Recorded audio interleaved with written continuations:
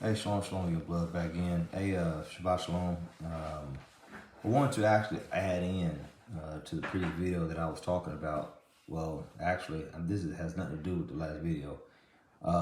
It has to do with last night. Pastor was speaking about fail safes. He was talking about sisters. He was talking about a woman of a meek and quiet spirit. He was talking about their disposition. He was talking about how they carried themselves, not drawing attention to themselves. You know, the Bible speaks of those things, not with broided hair, things of that nature, right?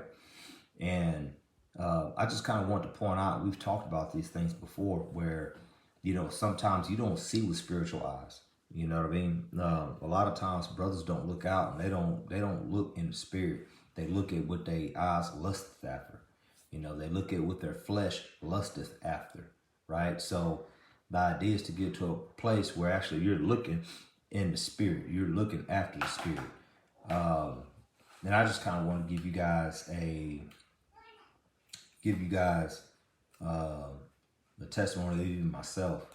And Pastor was talking about, and he made the statement that I think paraphrasing, where he made the statement pretty much, ain't many men, I guess, they don't look in this vein. They don't look for holiness, right? They don't look for that. Well, I come tell you that I did exactly that. I was looking at holiness. I sought after righteousness in a sister. And I literally saw that in Sister Erica, my wife.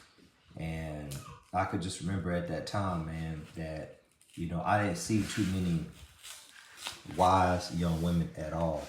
And Sister Erica's 10 years younger than I am. And, you know, so I was closing in on 30 at the time. And, you know, she was every bit closing in on 20. And I mean, she just, in my mind, blew out. And for what I saw, she just blew the rest of the sisters around that time just out the water. No one can hold a candle to her, if you will.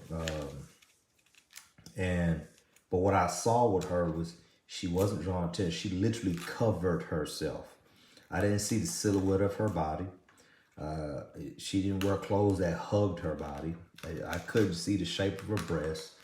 I couldn't see, she didn't expose her hair. She didn't do all these things. She didn't wear tight skirts. You know, she didn't do all that stuff. What I saw was a holy conversation. I heard how she would speak. I would hear how she would speak amongst the other, you know, women at the time, and I would hear how she would speak even on video. She had did a video, I remember, with Brother Jermaine on The Simple Truth years and years ago, man. She was every bit of maybe 15 years old when she did that video, and I could just remember saying and telling her mother even, like, hey, we have more daughters like yours, man. I said, oh yeah. I remember even saying, man, if I was a little younger and she was a little older, man, it'd be a done deal. I would have been inquired, you know? So, because I wasn't looking at anything but holiness. I was seeking after nothing but righteousness. I even wanted our betrothal to be righteous. I used to hear about how Pastor would do Deacon Bell and Sister Ashley early on in their betrothal stage, and I wanted it strict. I didn't want it light. I didn't want it to be very passive. I didn't want it to be, oh, he trusts me and stuff. I didn't want that. I wanted it just how he did everybody else. I wanted it just as strict. I didn't need us to have any private time. I wanted to do everything out in the open. I wanted things to be honorable. I wanted things to be just. I wanted it to be right. I even called my wife out even during our betrothal process. I actually went and spoke to her mother and spoke to Pastor and, you know, discovered a spirit that she had that she was dealing with. But why? You know, most people ask, oh, I don't want to say nothing because I don't want to mess up the time, you know, and I want to make sure that we ever get married soon, not later. No, I just want it to be done right. Because at the end of the day, you are making this decision is going to be very impactful. You're talking about marrying a woman. This is going to be life-changing for you as well as her.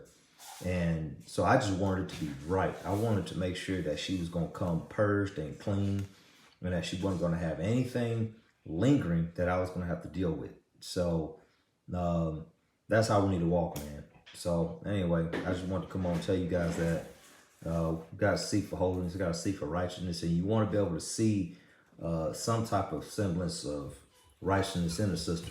You know, you want to be able to see that. You don't want to see just a big ass, big titties, you know, pretty face, you know, all that stuff don't matter, man. Beauty fades and is vain. That stuff don't last.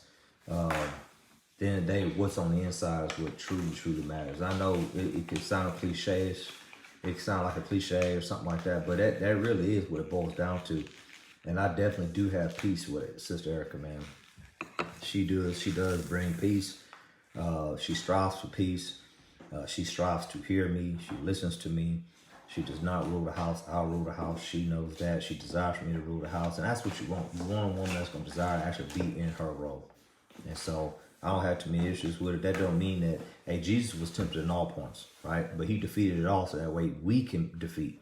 So does that mean that she's this perfect person? No, not at all. I mean, she still deals with things just like anybody else. But there is something to say about her coming as a maiden. There is something to say about, and I have seen the differences in that. But more than anything, I've seen the holiness that she was striving for at that time, and I see that she's still striving for to this very day. And you need that. Hallelujah. All right, bless you, brothers, man. Y'all have a great Shabbat.